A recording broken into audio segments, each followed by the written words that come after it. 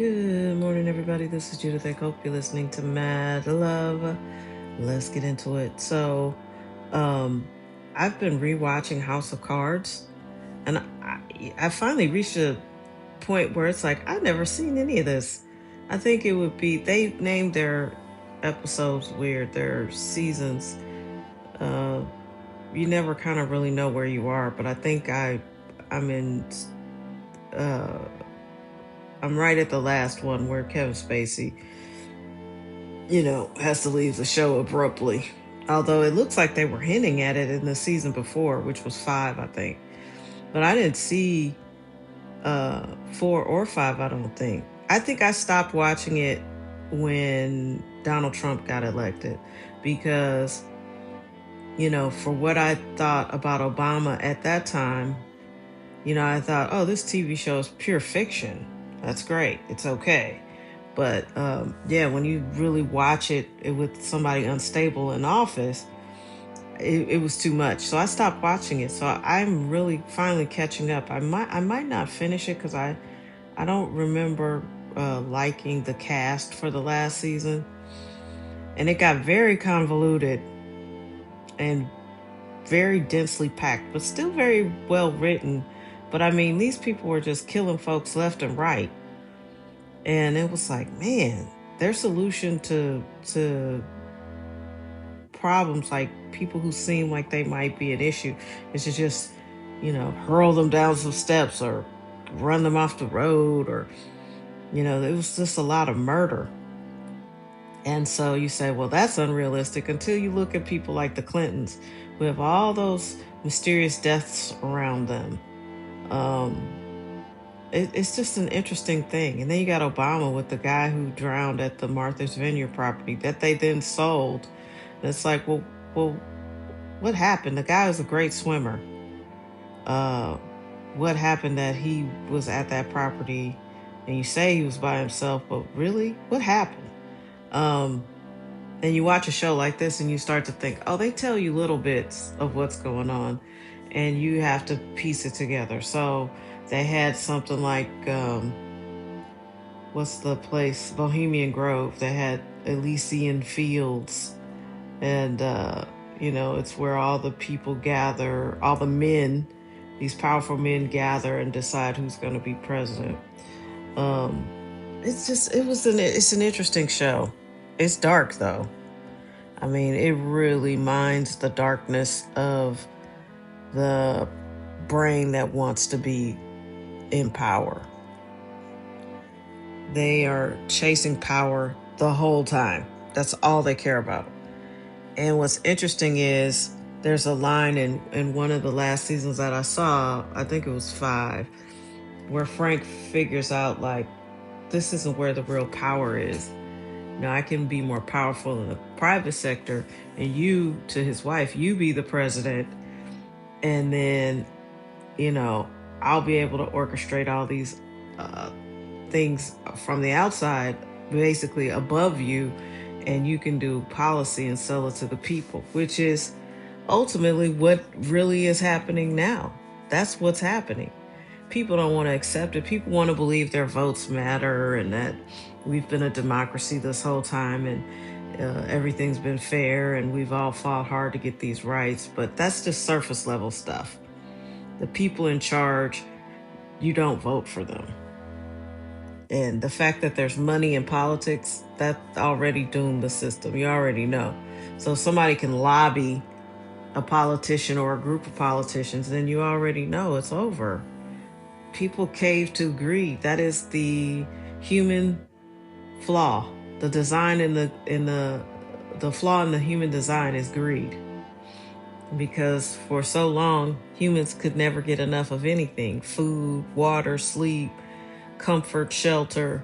And as we've evolved, that greed glitch doesn't go away. That's why people are susceptible to overeat. That's why companies take over food. I think the people that left the tobacco industry went into the food industry to make the food more addictive and less nutrient, because that's our flaw. Like, we're going to overindulge because throughout most of history, you couldn't overindulge in anything. There quite simply wasn't enough. But now you can just, you know, eat hot dogs, hamburgers, whatever you want 24 hours a day in most cities. And it's wild. It's you used to have to eat french fries, you used to have to grow the potato, wash the potato, cut the potato, get the grease ready, fry the potatoes. That was a whole thing. It was a big deal. And I was alive. My parents were like that. We didn't buy a lot of frozen french fries and stuff. My parents eventually caved into frozen and processed food because my mom didn't like to cook. But my dad was a stickler for, like, on Sundays you eat a real meal. We could take Saturdays off, but most days we had a real meal and it was cooked at home. And, times changed in my lifetime. As my parents split up, my mom was like, I don't like all this cooking. So I took over a lot of the cooking and I did what I grew up doing. So I washed and cut a lot of potatoes and fried them when we wanted hamburgers and french fries, but over time it was like, why do that when I could just get this bag of fries or tots or something that's already made? And now we're starting to realize that's been to our detriment because they started putting all kinds of crazy shit in this food. You don't even know what's in it. You don't even know what you're eating. You're eating a bunch of chemicals. And I don't think the liver and the kidneys or anything was designed to process all of that, all of those chemicals, especially over a lifetime. And then you got it drenched in glyphosate, Thanks, Monsanto. So it's just a lot going on. And like I said, when you watch a show like that with a deranged person in office, you start to see how cruel and mean and horrible people really are. And so I felt unsafe watching it when Trump got in office. I'm not going to lie.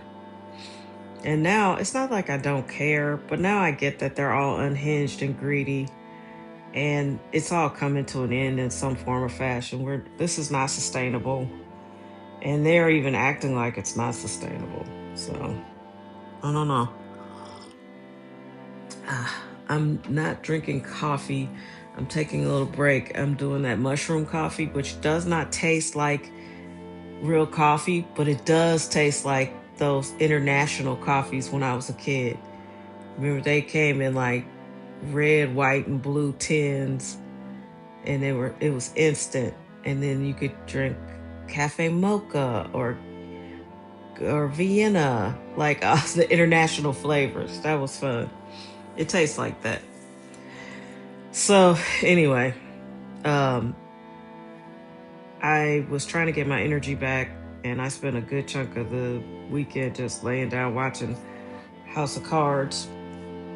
And like I said, it's very dense and it's kind of depressing, but if you really want to understand how dark politics have become, you might want to check it out. I'm not saying that everybody will dig it, because you have to watch it. It's not one of those shows where you can just put it on and go clean your house to it. You have to really watch it. There's subtle things that happen off screen, or they're not talking about it directly, or a person will do one small thing, and you have to see it. So you really have to watch this show.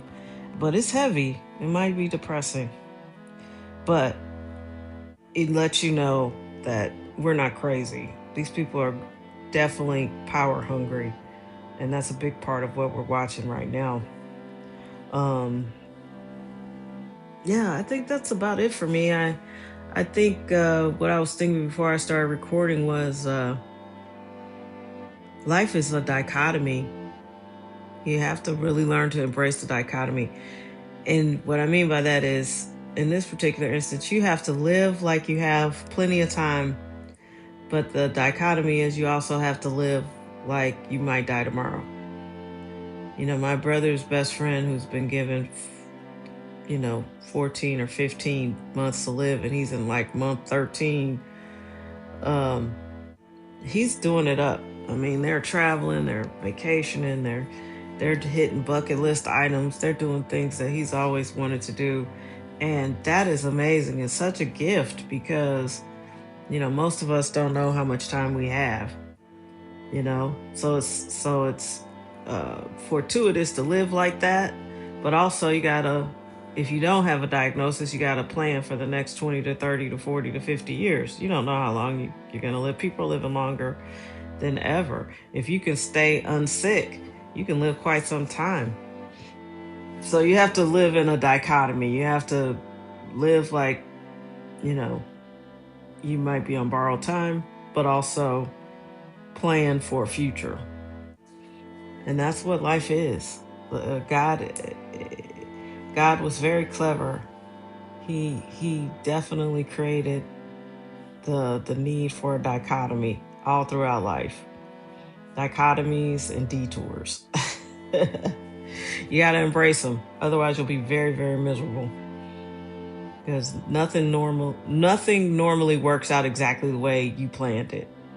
It just rarely happens that way. But if you learn to embrace the detours, you'll see a lot of lovely things along the way.